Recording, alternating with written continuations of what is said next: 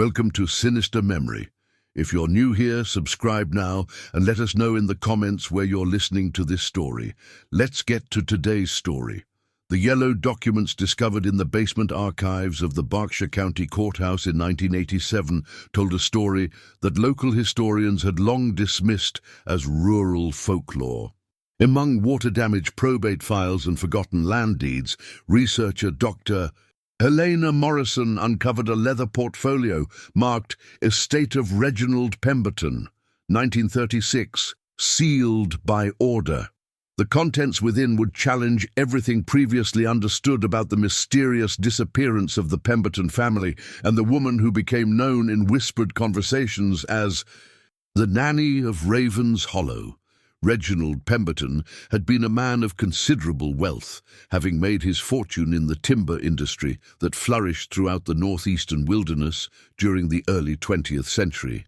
His estate, Ravens Hollow Manor, sat like a brooding sentinel on 47 acres of dense woodland, 30 miles from the nearest settlement. The mansion itself was an imposing structure of dark stone and towering spires, built in 1847 by Reginald's grandfather, according to architectural plans, that seemed to prioritize isolation over accessibility. The probate documents revealed that Reginald had died unexpectedly in March of 1936, leaving behind his wife, Constance, and their 3 children, Victoria, age 16, Thomas, 14, and young Beatrice, barely 11 years old. What made the inheritance unusual was not the substantial wealth involved, but rather the peculiar provisions outlined in Reginald's will, dated merely 6 weeks before his death. According to the legal papers, Reginald had bequeathed the entirety of his estate not to his immediate family, but to Miss Judith Bell, the governess who had been employed in the household for less than 2 years. The will stated that Miss Bell was to assume complete guardianship of the children and full ownership of all properties, investments, and liquid assets. Constance Pemberton, the widow, was to receive only a modest monthly allowance, contingent upon her continued residence at Ravens Hollow under Miss Bell's supervision. The circumstances surrounding this extraordinary bequest became even more perplexing when examined alongside the testimony of Dr. Silas Crane, the family physician who had attended to Reginald during his final illness. Dr. Crane's medical notes, preserved within the court files, described a patient who had suffered from what appeared to be a progressive neurological condition. Reginald had complained of severe headaches, episodes of confusion, and disturbing dreams that left him agitated and fearful. Most troubling were Dr. Crane's observations regarding Reginald's behavior in the weeks preceding his death. The physician noted that his patient had become increasingly dependent upon Miss Bell's presence, refusing to make any decisions without first consulting the governess.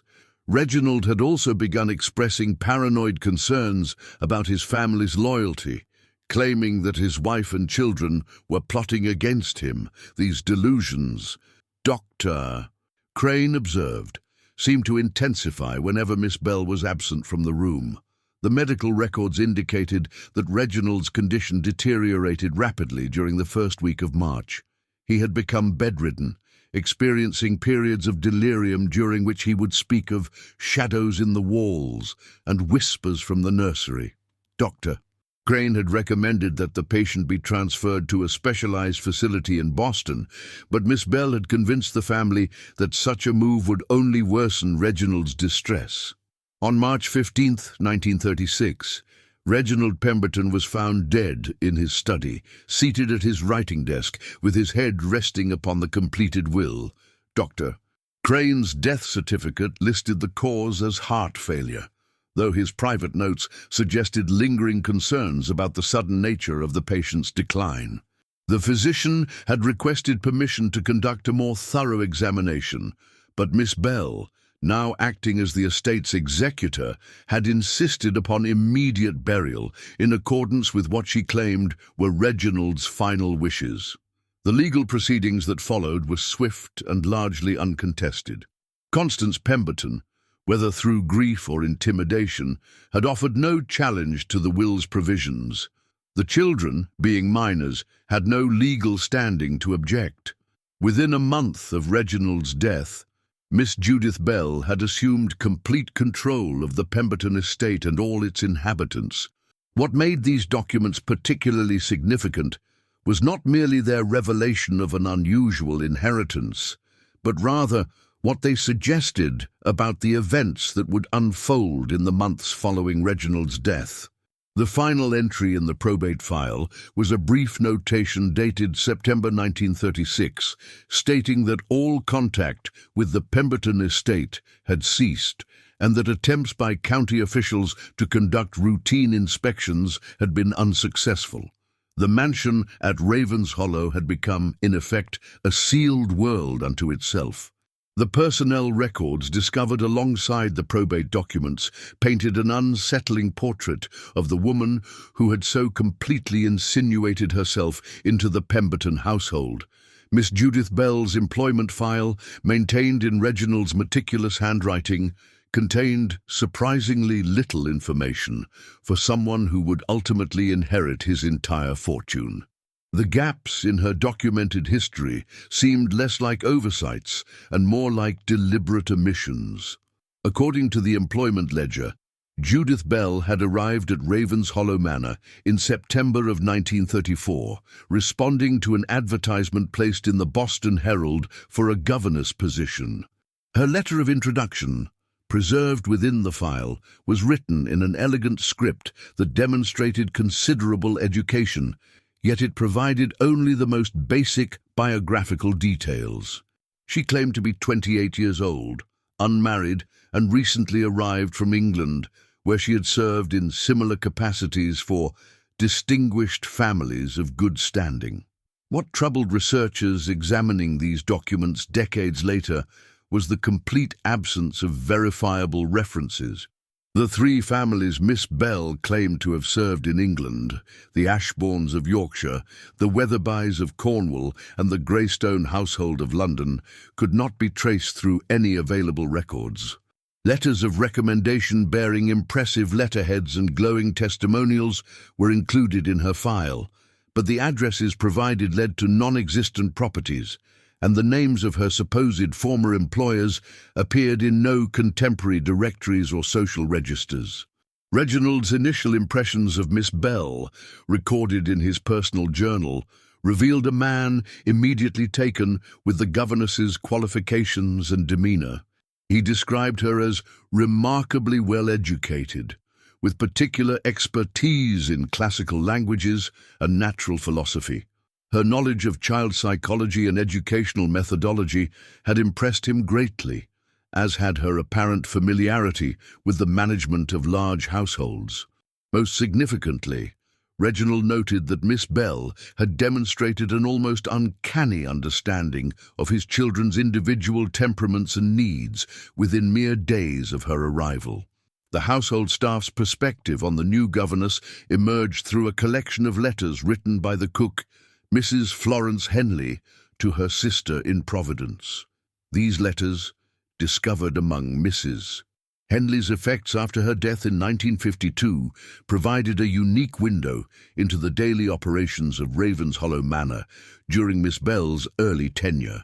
Initially, Mrs. Henley had been favorably impressed by the governess's professional competence and quiet authority. The children, who had been difficult to manage following the death of their previous governess, had quickly adapted to Miss Bell's structured routines and educational programs.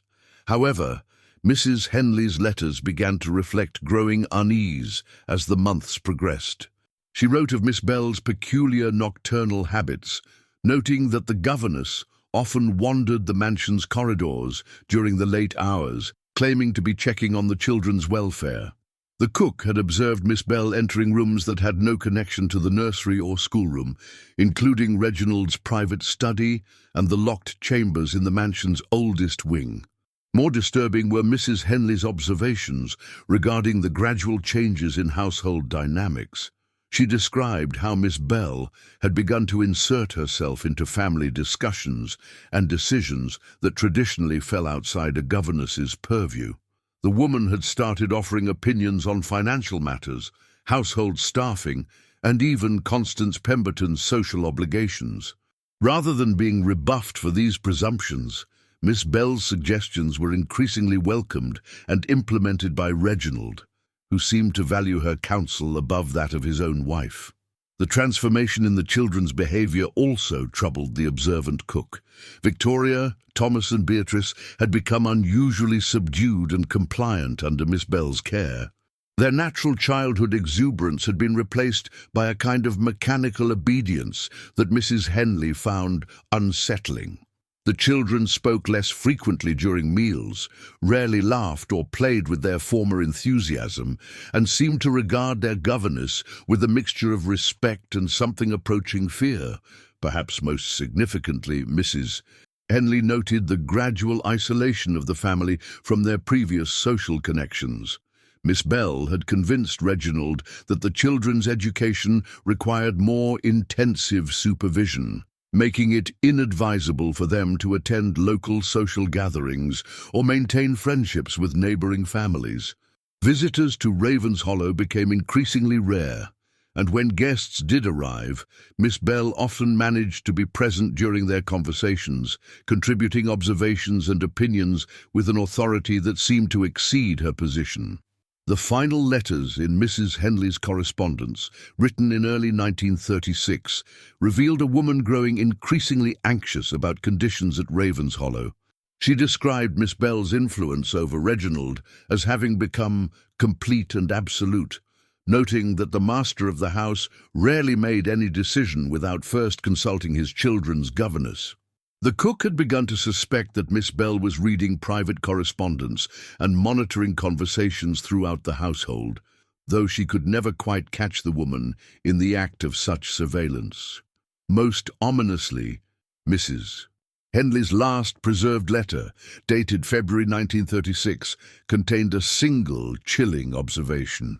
"The governess watches everything, and I fear she sees far more than any mortal woman should."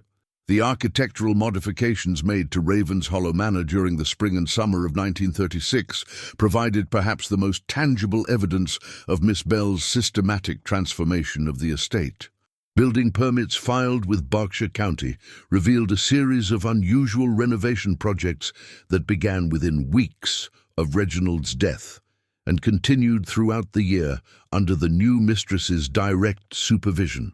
The first alterations involved the installation of additional locks throughout the mansion's interior. Miss Bell had commissioned a locksmith from Springfield to replace the existing door hardware with heavy brass mechanisms that required skeleton keys. These modifications extended beyond the typical security measures one might expect for valuable rooms or private chambers. According to the contractor's detailed invoices, locks were installed on bedroom doors, the library, the dining room, and even several storage closets that had previously remained open for general household use. More peculiar were the structural changes made to the mansion's windows. Miss Bell had ordered the installation of interior shutters on all ground-floor windows, claiming they were necessary to protect the children from drafts during their studies. These shutters were constructed of heavy oak and fitted with iron hardware that could only be operated from the inside. The effect was to transform Ravenshollow's previously bright and airy rooms into chambers that could be sealed completely from natural light. The renovation of the mansion's third floor represented the most extensive modification project. This level, which had previously served as servants' quarters and storage space, was converted into what Miss Bell described in her correspondence with contractors as specialized educational facilities. The work involved soundproofing several rooms with thick padding and installing reinforced doors with viewing panels. When questioned about these unusual specifications, Miss Bell explained that the rooms would serve as quiet study areas where the children could pursue their lessons without distraction. Local tradesmen who worked on these projects later provided testimony to county investigators that painted a disturbing picture of conditions at Ravens Hollow during this period. The carpenter responsible for the third-floor renovations, a man named Joseph Hartley, reported that Miss Bell had insisted on personally supervising every aspect of the work.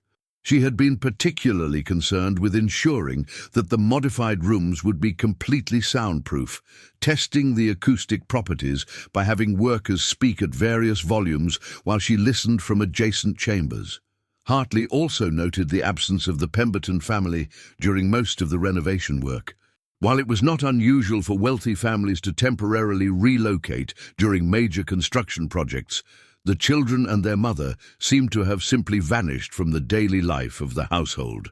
When Hartley inquired about their whereabouts, Miss Bell had explained that they were spending extended periods in the mansion's library, pursuing intensive educational programs that required absolute concentration.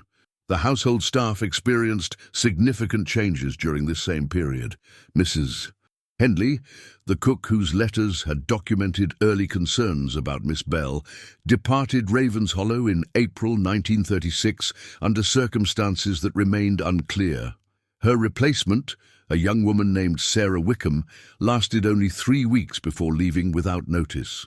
Subsequent attempts to maintain kitchen staff proved unsuccessful, with Miss Bell eventually assuming responsibility for meal preparation herself. The groundskeeping staff was similarly reduced. The estate's long-time gardener and his assistant were dismissed in May, with Miss Bell citing budgetary concerns, despite the substantial inheritance she had received. The extensive gardens that had been Constance Pemberton's pride began to show signs of neglect, with ornamental plantings becoming overgrown and pathways disappearing beneath encroaching vegetation.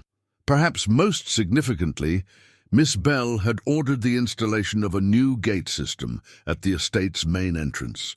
The original wrought-iron gates, which had stood open during daylight hours to welcome visitors and deliveries, were replaced with solid wooden barriers topped with iron spikes. A complex locking mechanism was installed that could only be operated from within the estate grounds, effectively preventing anyone from entering Ravens Hollow without Miss Bell's explicit permission. The Postal Service experienced particular difficulties during this period. The estate's mailbox, previously located at the main road for easy access, was moved to a position just inside the new gates. Mail delivery became increasingly irregular, as postal workers found themselves unable to access the property when the gates were locked, which appeared to be most of the time. Letters addressed to members of the Pemberton family began to accumulate at the local post office, unclaimed despite repeated attempts to notify the household. Telephone service to Ravens Hollow was discontinued in June 1936, ostensibly due to unpaid bills, though records indicated that Miss Bell had specifically requested the termination. When questioned by the telephone company representative, she had explained that the service was no longer necessary as the family preferred to maintain their privacy and conduct business through written correspondence. By the end of summer 1936, Ravens Hollow Manor had been transformed from a welcoming family estate into something resembling a fortress. The modifications, while individually explainable as reasonable security or educational measures, collectively created an environment of complete isolation and control that would prove impossible to penetrate from the outside world. The last confirmed sighting of the Pemberton children occurred on June 14, 1936, when Victoria, Thomas, and Beatrice were observed by the postmaster during a brief excursion to the village general store. This routine shopping trip, accompanied by Miss Bell, would later be recognized as the final time any member of the Pemberton family was seen beyond the gates of Ravens Hollow Manor. Postmaster Henry Garrison's account, recorded in a sworn statement given to county authorities in 1937, described the children's appearance and behavior during that fateful visit. He noted that all three seemed unusually pale and subdued, a marked contrast to their previously vibrant personalities. Victoria, who had once been known for her spirited conversations and quick wit, remained silent throughout the entire visit, standing rigidly beside Miss Bell while the governess conducted business. The children's clothing also struck Garrison as peculiar. Despite the warm June weather, all three were dressed in heavy, dark garments that seemed more appropriate for winter months. Their sleeves were long enough to completely cover their arms, and high collars concealed their necks. When young Beatrice accidentally knocked over a display of penny candy, Garrison observed that she flinched noticeably when Miss Bell placed a hand on her shoulder to steady her. Most disturbing to the postmaster was the children's apparent reluctance to make eye contact with anyone other than their governess. When he attempted to engage them in friendly conversation about their studies or summer activities, they would glance quickly at Miss Bell before responding with brief, carefully measured answers. Their voices, he later recalled, had an oddly mechanical quality, as if they were reciting rehearsed responses rather than speaking naturally. Miss Bell's behavior during this visit also raised concerns among the village merchants. She had insisted on personally selecting all items for purchase, including basic necessities like soap and candles. When the shopkeeper suggested that the children might enjoy choosing their own sweets or small toys, Miss Bell firmly declined, explaining that such decisions were part of their educational discipline and must be made according to structured principles. The governess had also made several unusual purchases that day, including large quantities of medical supplies such as bandages, antiseptic solutions, and sleeping powders. When questioned about these items, she explained that the children's intensive educational program sometimes resulted in minor injuries from their physical activities, and that the sleeping aids were necessary to ensure proper rest between study sessions. Following this June visit, all contact between Ravenshollow Manor and the outside world ceased entirely. Attempts by local merchants to deliver previously ordered goods were met with locked gates and no response to calls or knocking. The estate's milk delivery was cancelled without explanation, and the weekly grocery orders that had been a regular source of income for village businesses simply stopped arriving. Dr.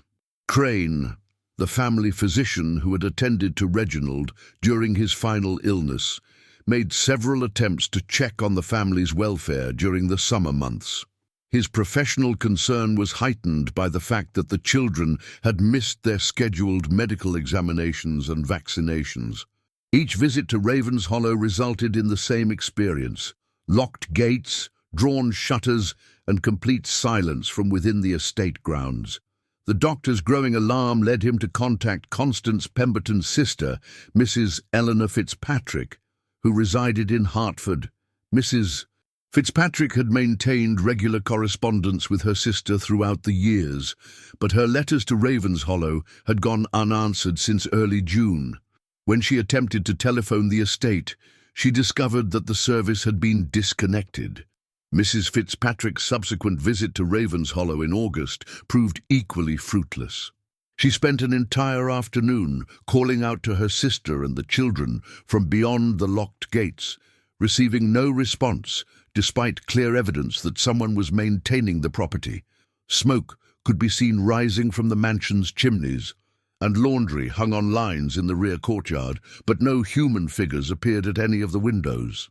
The concerned aunt's attempts to involve local authorities met with bureaucratic indifference. Sheriff's deputies explained that without evidence of actual wrongdoing, they could not force entry onto private property. Miss Bell was the legal guardian of the children and owner of the estate, giving her the right to restrict access as she saw fit. The fact that the family chose to live in isolation, while unusual, was not illegal. By September 1936, Ravenshollow Manor had become a source of growing speculation and unease among the local population, but it remained an impenetrable fortress that successfully concealed whatever was transpiring within its walls. The testimony of neighboring farmers and late-night travelers began to paint an increasingly disturbing picture of conditions at Ravenshollow Manor during the autumn months of 1936. These accounts, collected by county investigators the following year, described a pattern of nocturnal activities that suggested something far more sinister than mere eccentricity was occurring within the estate's sealed walls. Jeremiah Holbrook, whose dairy farm bordered the eastern edge of the Pemberton property, provided the most detailed observations of the strange phenomena. His barn duties required him to rise before dawn each morning, and during these early hours he had begun to notice unusual sounds emanating from the direction of Ravenshollow. The noises, which he initially dismissed as wildlife or settling timber, gradually revealed themselves to be of distinctly human origin.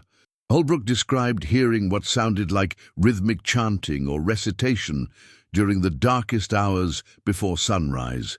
The voices seemed to come from multiple sources, though the distance and intervening forest made it impossible to determine exact numbers or identify individual speakers. The cadence was hypnotic and repetitive, rising and falling in patterns that suggested some form of organized instruction or ritual.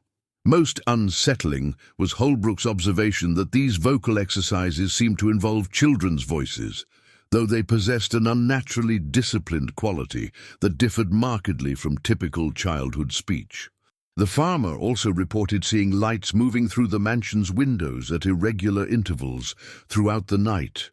These illuminations did not follow the patterns one would expect from normal household activities. Instead of the steady glow of oil lamps or candles in occupied rooms, the lights appeared to move systematically from chamber to chamber, as if someone were conducting methodical inspections of the entire building. The lights would sometimes pause for extended periods in specific locations, particularly in the third-floor rooms that had been renovated under Miss Bell's supervision. Mrs. Abigail Thornton, who operated a small inn on the main road approximately 2 miles from Ravenshollow, corroborated many of Holbrook's observations. Her establishment occasionally hosted traveling salesmen and other visitors who commented on the strange atmosphere surrounding the Pemberton estate. Several guests had reported feeling an inexplicable sense of unease when passing the property, even during daylight hours when nothing obviously threatening was visible. More significantly, Mrs. Thornton had personally witnessed what she described as processions moving through the estate grounds during moonlit nights. Through her spyglass, she had observed dark figures walking in single file along the mansion's garden paths, moving with mechanical precision between various outbuildings and the main house. The figures appeared to be of different heights, suggesting adults and children, but their movements lacked the natural variation one would expect from a family taking evening strolls. The local pastor, Reverend Jonathan Heirs, added another disturbing element to these accounts. Several of his parishioners had approached him with concerns about sounds they claimed to hear emanating from Ravenshollow during Sunday morning services. The church, located approximately 3 miles from the estate, should have been well beyond the range of normal household noises. Yet congregation members reported detecting what sounded like screaming or crying carried on the wind, particularly during the quieter moments of prayer and reflection. Reverend Heirs had initially dismissed these reports as imagination influenced by growing local anxiety about the Pemberton family's isolation. However, his own attempt to visit Ravenshollow in October had left him deeply troubled. While standing at the locked gates, calling out offers of spiritual comfort and community support, he had distinctly heard what sounded like sobbing coming from somewhere within the mansion. The crying had a desperate, pleading quality that suggested genuine distress rather than ordinary grief or homesickness. Perhaps most alarming were the reports from travelers who had occasion to pass Ravenshollow during the late evening hours. Multiple witnesses described seeing figures standing motionless at various windows throughout the mansion, silhouetted against interior lighting. These figures would remain perfectly still for hours at a time, never moving or acknowledging the presence of observers. The positioning suggested they were watching the grounds and approaches to the estate, maintaining some form of constant surveillance. Dr. Crane, whose professional obligations continued to trouble him regarding the family's welfare, had begun keeping detailed notes about these various reports. His medical training led him to consider the possibility that the Pemberton family was suffering from some form of collective illness or psychological disturbance. The symptoms described by witnesses, mechanical behavior, unusual vocalizations, and rigid posturing could potentially indicate neurological disorders or the effects of certain medications or substances. The physician's growing conviction that intervention was necessary led him to begin documenting every piece of evidence he could gather about conditions at Ravenshollow. His methodical approach would prove crucial when authorities finally gained access to the estate, though by then the true scope of Miss Bell's activities would far exceed even his most disturbing suspicions. The harsh winter of 1936 to 1937 brought with it a peculiar stillness that seemed to emanate from Ravenshollow Manor like a contagion spreading through the surrounding countryside. The estate, already sealed from outside contact, became even more impenetrable as snow drifts accumulated against its gates and ice formed barriers along its perimeter walls. Yet it was during these frozen months that the most disturbing evidence of Miss Bell's activities would finally surface. The first indication that something had fundamentally changed at Ravenshollow came from the complete cessation of smoke from the mansion's chimneys. Throughout the autumn months, neighbors had taken some comfort in the steady streams of smoke that indicated normal heating and cooking activities within the house.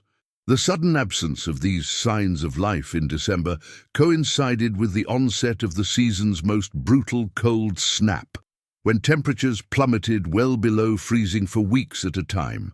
Jeremiah Holbrook, whose farm provided the closest vantage point to the estate, noted that the mansion's windows, previously illuminated by moving lights during nighttime hours, had gone completely dark. The building appeared utterly lifeless, yet footprints in the snow around the property indicated that someone was still moving about the grounds. These tracks followed strange patterns, circling the mansion repeatedly and leading to various outbuildings before returning to the main house. The footprints themselves became a source of considerable speculation among local observers.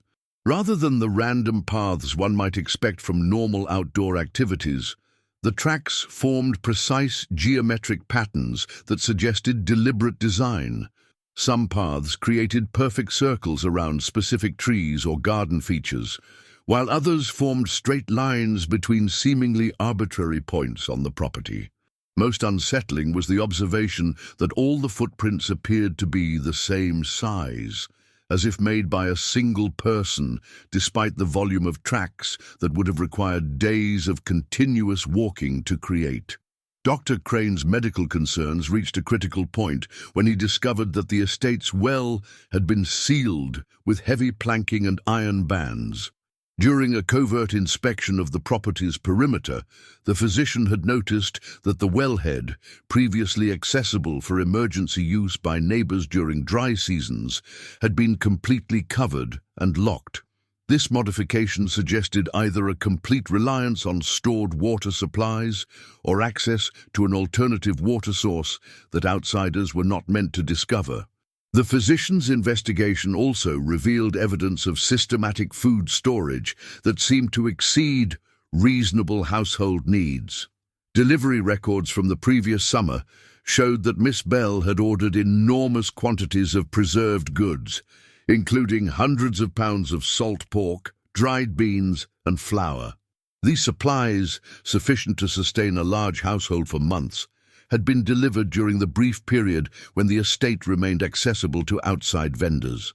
Local wildlife patterns provided another troubling indicator of conditions at Ravenshollow. Animals that had previously frequented the estate's grounds, including deer, rabbits, and various bird species, began avoiding the property entirely. Hunters tracking game through the surrounding forest reported that animal trails consistently diverted around the Pemberton land, as if the creatures sensed some form of danger or contamination within the estate's boundaries.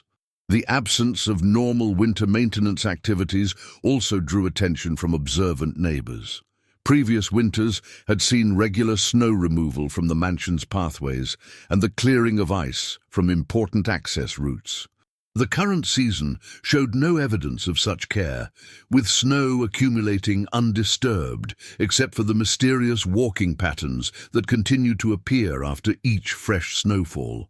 Mrs. Thornton's inn began receiving visits from state officials who had finally taken notice of the unusual situation at Ravenshollow. These investigators, representing various county departments, had been prompted to action by the accumulated reports from Dr. Crane and other concerned citizens. However, their initial attempts to gain access to the estate proved as futile as previous efforts by local residents. The legal complexities surrounding Miss Bell's guardianship and property ownership created significant obstacles for official intervention. Without clear evidence of criminal activity or immediate danger to the children, authorities found themselves unable to justify forced entry onto private property. The governess's legal rights as both guardian and heir provided her with powerful protections against unwanted intrusion. As winter deepened and the silence from Ravenshollow became absolute, the surrounding community began to accept that whatever was occurring within the estate's walls had moved beyond the realm of mere eccentricity. The transformation of the once vibrant family home into a place that even wild animals feared to approach suggested that Miss Bell's influence had created something fundamentally unnatural within those sealed walls. The breakthrough that would finally grant authorities access to Ravenshollow Manor came from an unexpected source in March of 1937. A traveling photographer named William Hennessy, documenting rural architecture for a Boston publishing house, had been taking pictures of abandoned and historically significant buildings throughout the Berkshire region. His interest in Ravenshollow was purely aesthetic, drawn by the mansion's imposing Gothic revival architecture and its dramatic setting among the still bare trees of early spring. Hennessy had positioned his camera equipment on a small rise approximately half a mile from the estate, seeking the optimal angle to capture the building's silhouette against the overcast sky. Through his telephoto lens, he observed what appeared to be figures moving within the mansion's upper floor windows. Initially dismissing these as tricks of light and shadow, he continued his photographic work throughout the afternoon, taking multiple exposures from various positions. Upon developing his photographs several days later in his Boston darkroom, Hennessy discovered images that would ultimately compel official intervention at Ravenshollow. The developed plates clearly showed human figures positioned at different windows throughout the mansion, but their poses and positioning defied rational explanation. The figures appeared to be standing in perfectly rigid postures, facing outward toward the photographer's position with an unnatural uniformity that suggested careful orchestration rather than coincidental placement. More disturbing were the details visible in the enlarged prints.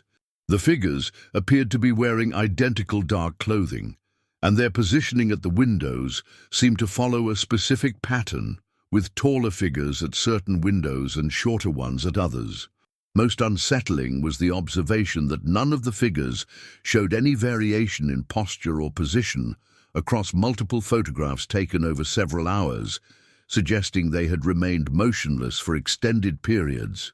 Hennessy's photographs also revealed structural modifications to the mansion that had not been visible from ground level.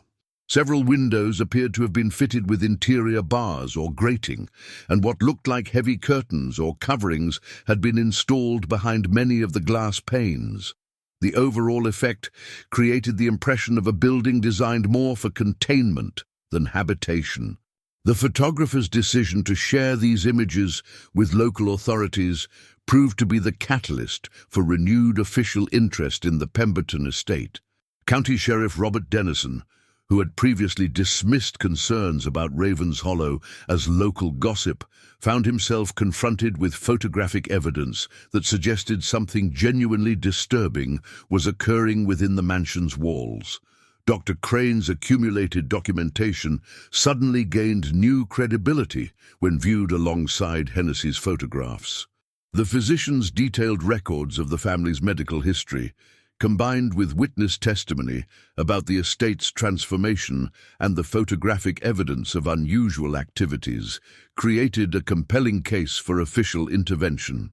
The fact that the children had missed nearly a year of required medical examinations provided legal justification for a welfare check that could override Miss Bell's property rights. The formal investigation that followed revealed the extent to which Miss Bell had prepared for potential intrusion. When Sheriff Dennison and his deputies arrived at Ravens Hollow's gates in late March, they found the entrance secured with multiple layers of locks and reinforced with additional iron plating. The barriers required nearly 2 hours of work with cutting tools before the investigators could gain access to the estate grounds. The mansion itself presented an even more formidable obstacle. Every door and window on the ground floor had been secured with heavy wooden boards and iron reinforcements. The modifications appeared to have been made from the interior, suggesting that the building's occupants had systematically sealed themselves inside. The investigators were forced to break through a basement window to gain entry, a process that took additional hours due to the thickness of the barriers they encountered. The interior of Ravens Hollow Manor revealed an environment that defied comprehension. The investigators found evidence of habitation, including recently used dishes and personal belongings, but the arrangement of furniture and household items followed no logical pattern. Chairs had been positioned in perfect circles throughout various rooms, all facing inward toward empty centers. Tables had been moved to create precise geometric arrangements that served no apparent functional purpose. Most disturbing were the modifications made to the mansion's upper floors. The investigators discovered that several rooms had been converted into what could only be described as cells, with reinforced doors, barred windows, and minimal furnishing consisting only of simple cots and basic sanitary facilities. The soundproofing that had been installed during the previous year's renovations had created an environment where activities in these rooms would be completely inaudible from other parts of the house. The third floor, which Miss Bell had claimed was being converted into educational facilities, revealed the true scope of her activities. The investigators found rooms filled with strange apparatus, including restraining devices, medical equipment, and what appeared to be instruments designed for psychological conditioning. Charts and diagrams covered the walls, documenting what seemed to be detailed studies of human behavior and response patterns. Yet despite the overwhelming evidence of Miss Bell's elaborate preparations and the clear signs of recent habitation, the mansion was completely empty of human occupants. The final investigation report filed by Sheriff Dennison in April 1937 documented one of the most perplexing disappearances in New England history.